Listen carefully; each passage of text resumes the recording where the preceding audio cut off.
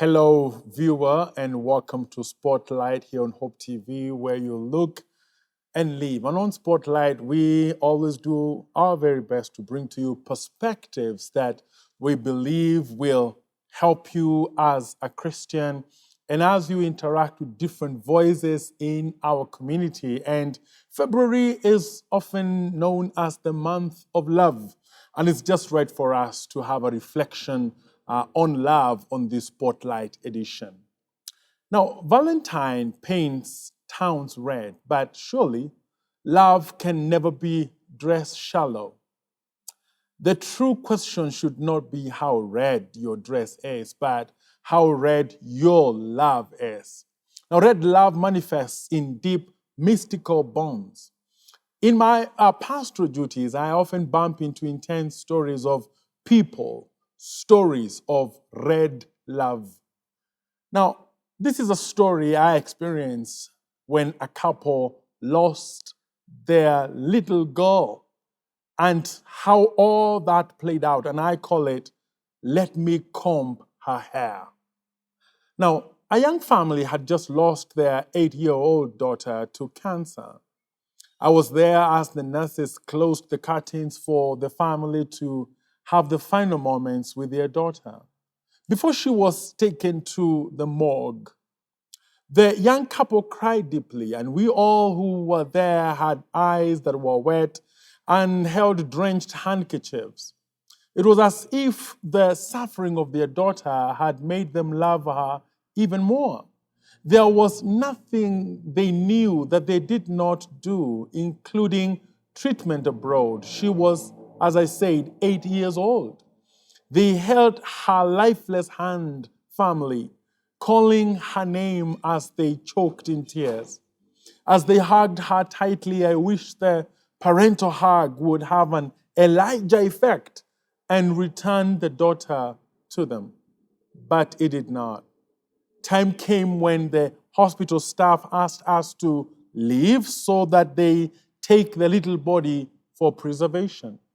The young parents could not leave. They felt that they needed to keep their daughter company, even in death. Now, we eventually supported them out of the ward. And when we had gone some distance down the hospital corridor, the mother stopped and said, "Hey, I have to go back." And we all asked, "Why?" And she said, "I did not comb her hair." These were stinging words. We made our way back, and the little girl was still lying there. The mother took a soft comb and combed the long hair of her lifeless daughter until she was satisfied. And she said, "She looks good." Now that is red love.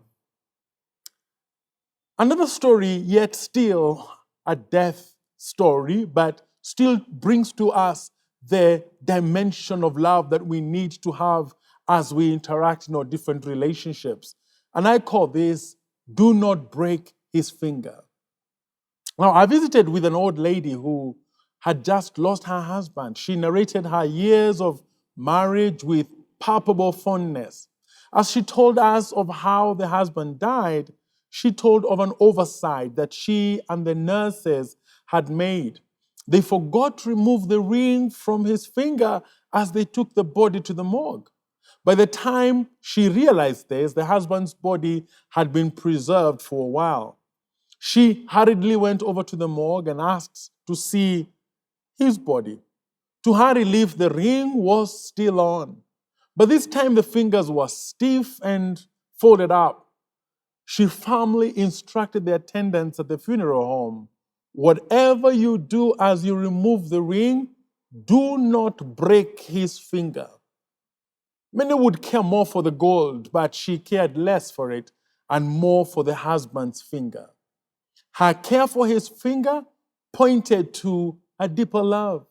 Her commitment not to break his heart when he lived could not allow her to break his finger when he was lifeless. Love in life and in lifelessness. It would break her heart to break his finger. Red love right there as well. Now listen to this other story again, which is a true experience that I have had again in my pastoral errands. And I call this high healing the love. Now this 91-year-old friend of mine is frail. He has mostly functioned from a wheelchair for over a year after a fall that crushed his knee.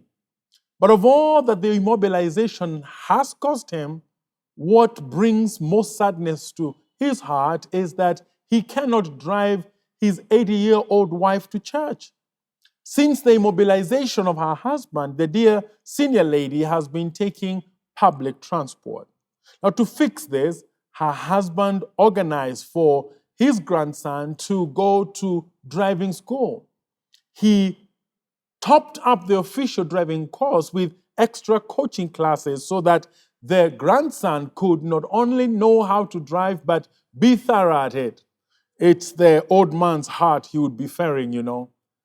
And finally, their grandson was good enough to bring their grandmother's walk to the bus stop era to an end.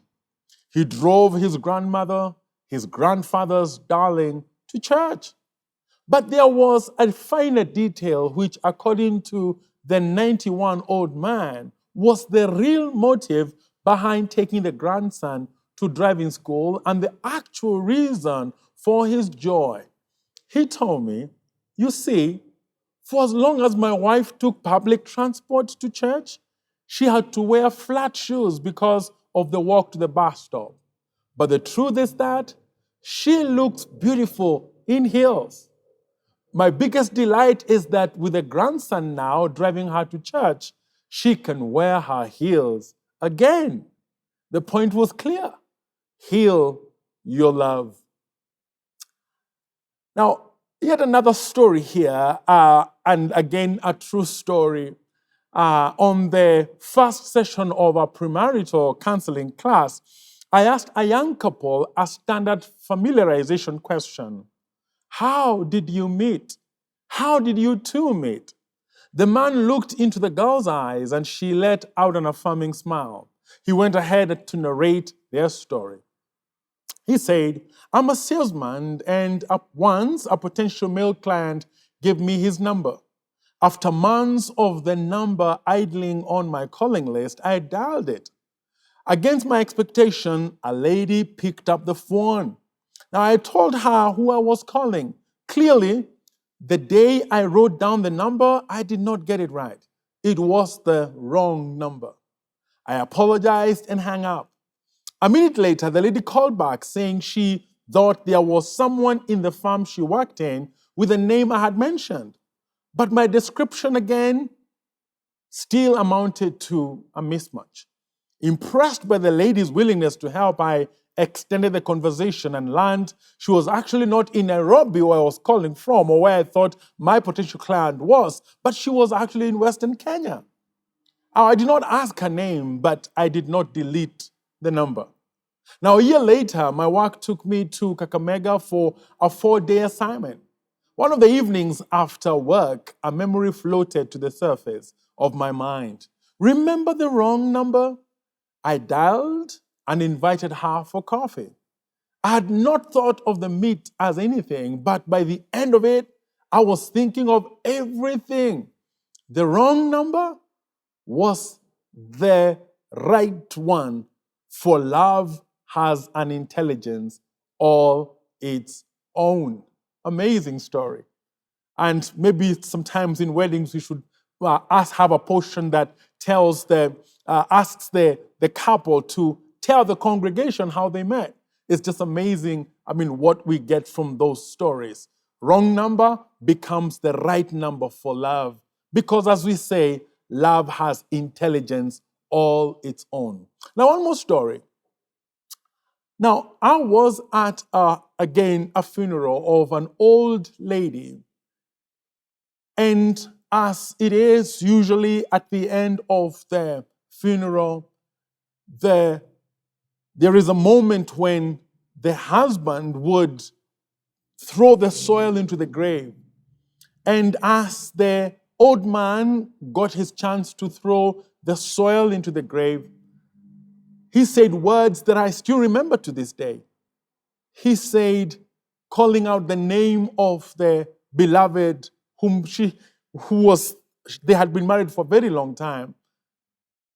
He said, holding the soil in his hand, and just before he released it, he said, just like I promised you that it is death that would separate us, it has been so.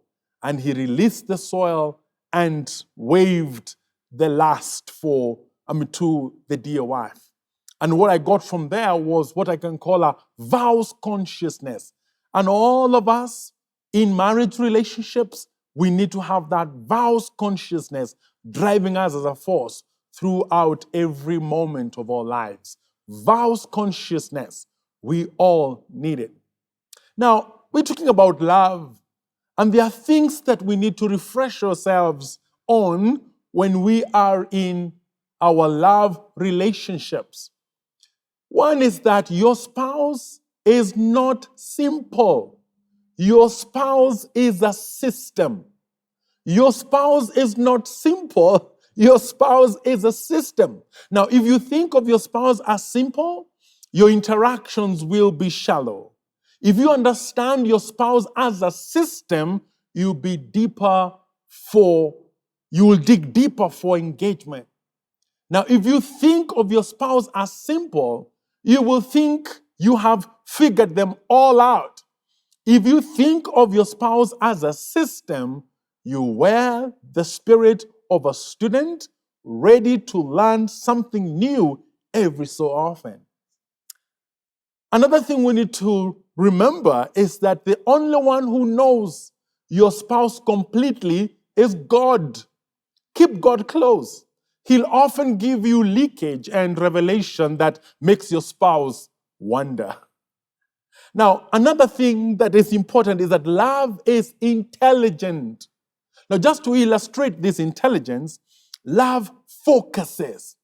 You may like several people, but you can choose one among the likelies and give a reason for it and commit yourself to that one because love focuses.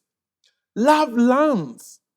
Now, your present knowledge may guide you to love in a certain way, but new knowledge will guide you on how to love anew because love learns.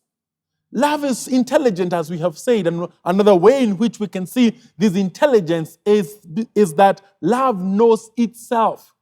In case of mistreatment, abuse, and other forms of disrespect, love is able to detect hate done in the name of love, and love can resist and say, this is not love, this is Satan. Now, love is an improving force. Love is an improving force.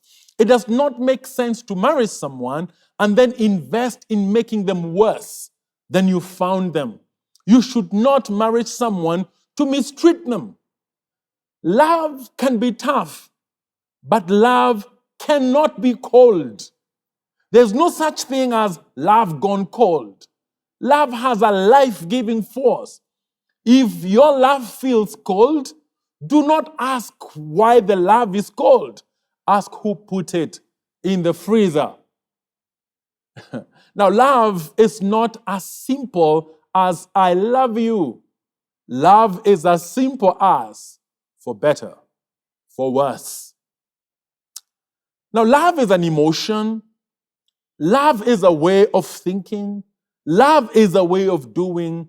Love is a way of being. Now, sometimes love, when in an emotional mode, when love is in an emotional mode, love generates affection. When in the thinking mode, love generates insight.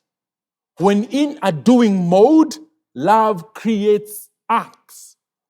Now, when in a being mode, love takes up new areas of your life and turns them into love zones. Love will run as deep as your source. If your source is human, you will only go a certain distance. If your source is spiritual, you will go the full mile. You need God to love well. God is love, and love is of God. You can choose to go it alone, but you will only be running an experiment whose result is already known. You will soon be back at the crossroads crying, "Show me the ancient paths." Now, to move love from the center of a marriage relationship is to redefine the nature of the relationship. Marriage is built with love at the center. To relegate love to a lower level moves the entire marriage from the Premier League. This has been Spotlight. Keep loving.